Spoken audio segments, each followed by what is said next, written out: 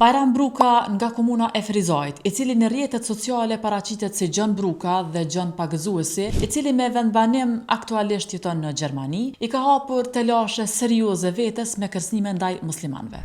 Për fjalët si këto në vazhdim dhe kërcënimet e tjera, do të jap llogari para drejtësisë dhe mund të dënohet së paku 5 vjet burg. Islamit një ideologjie mbetje osmane që është ideologji më e fllihshme në botë. Kam ju kall me benzin, kam ju kall. O, si t'ju afrohet një pe afërtina, hiqja kryu si qene. O, me shkat ka mundësi hiqja kryu tiq.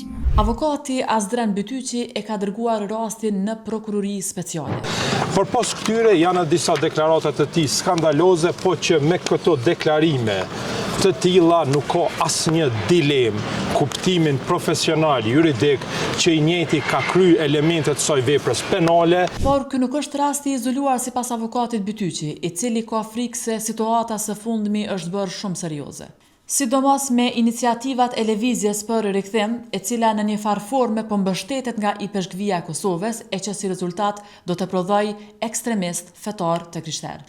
Dëgjojeni me vëmendje. Fatkeqësisht, një kategori e ekstremistëve të konvertuar në të krishterë janë ata flamurtarët të cilët vazhdimisht vendosin benzin, një bashkëjetese, një paqe, një normaliteti i cili ka ekzistuar me dekada në mesin e shqiptarëve, veçanërisht në Kosovë.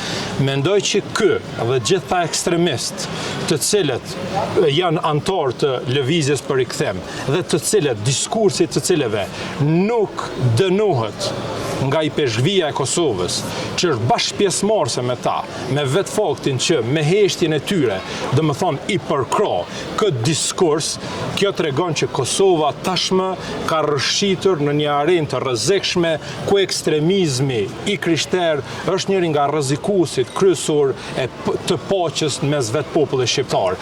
Atë që serbët nuk kanë arritur që ta bojnë me investime prej afro 9 dekadave, pra që të bëjnë përçarjen e shqiptarëve mbi baza fetare, janë duke tentuar që ta realizojnë këta ekstremist të krishterë, shumica dhe të konvertuar në të krishterë, të cilët nuk dinë që të proklamojnë vlerat e besimit të tyre të krishterë në thirrjen e njerëzve, pasi që ekzistojmë në një vend demokratik që është e drejtë atyre, po gjithmonë është në kërcënimin, në atakimin, në nxitjen e urrëties, në përbuzjen, në përdhosjen e vlerave të besimit islam dhe të popullit shqiptar musliman i cili është shumicë. Ky ekstremizëm sipas tij po rrezikon rendin publik dhe sigurinë në vend. Prandaj kërkohet që të merren masa sa më shpejt nga institucionet e zbatimit të ligjit.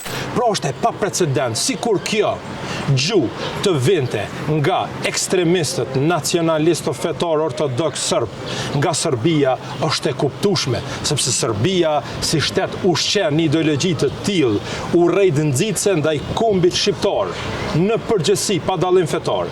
Mirë po, të vije nga një shqiptar që flet shqip, pavarësisht zgjedhjes së tij dhe fesë tij, kjo është një turp i paprecedent në cilën shteti duhet të ndërhyjë dhe ta zbatojë ligjin dhe t'jap një shembull të kujdesit, rujtjes së rendit dhe sigurisë publike. Fatkeqësisht së fundmi, deklaratat të cilat nxisin përçarje dhe krijojnë tensione mes komuniteteve fetare janë dhënë edhe nga personalitete të cilat dikur mbanin pozita të larta shtetërore.